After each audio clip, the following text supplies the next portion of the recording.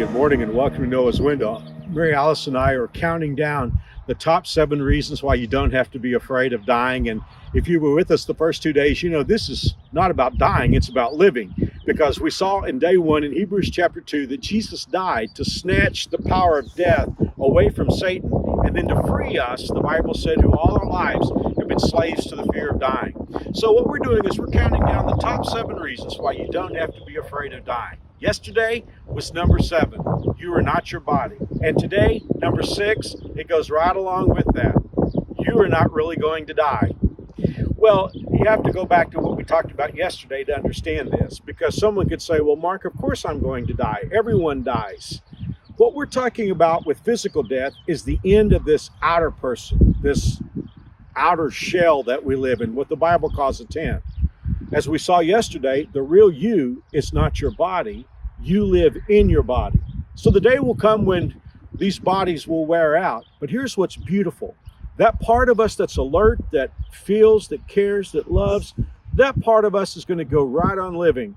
I want you to hear a couple of verses that Jesus gave us. Well, the first one I'll give you, before we get to those that Jesus gave us, I want to talk about one that we read about in 2 Corinthians chapter 5 that was written by the Apostle Paul. He simply said this: to be absent from the body is to be present with the Lord. You know, I'm standing in my family cemetery, and there are many graves behind me. I mean, right over here is a huge plot where my grandparents and great-grandparents and uncles and aunts and some cousins are buried. And then behind me here, just others in the community that I'm related to by distance. You know what's good for me to realize as I think about that? Those people aren't here. They're in eternity. Many of them were followers of Jesus Christ, and they are living in heaven. What's behind me is the memorial places, the grave markers, where their bodies rest until the day of the resurrection. Now, let me get to the verses that Jesus talked about. These are in the Gospel of John, chapter 11, verses 25 and 26. It has to do with the time when Lazarus, a friend of Jesus, had died. I think this happened probably, somewhere along a week or so before Jesus was crucified.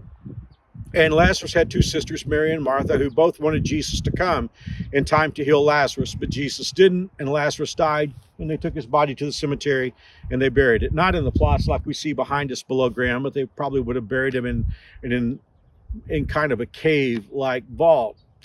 Well, the sister said to Jesus, if you'd been here, our brother would not have died. And that's when Jesus gives us the 2 verses that I want to share. It's John 11, verse 25 and 26. Jesus said in verse 25, even if your brother were to die, he would still live. And then he went on to the next verse to say, whoever lives and believes in me will never die. Isn't it good to know that the part of you that is you, that you sense right now, that part of you is going to live forever? And you know, I've been coming out here ever since I was a very little boy. In fact, a few moments ago, unbeknownst to Mary Alice and me, when we arrived at the cemetery, the leaders who oversee the cemetery were getting ready for a cemetery celebration this Saturday. I've been coming to that ever since I was a very little boy. And I've been out here so many times for funeral services.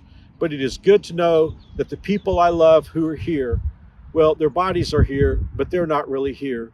They are in the presence of God forever. So that's number 6. You don't really die. I'll be back tomorrow with number 5.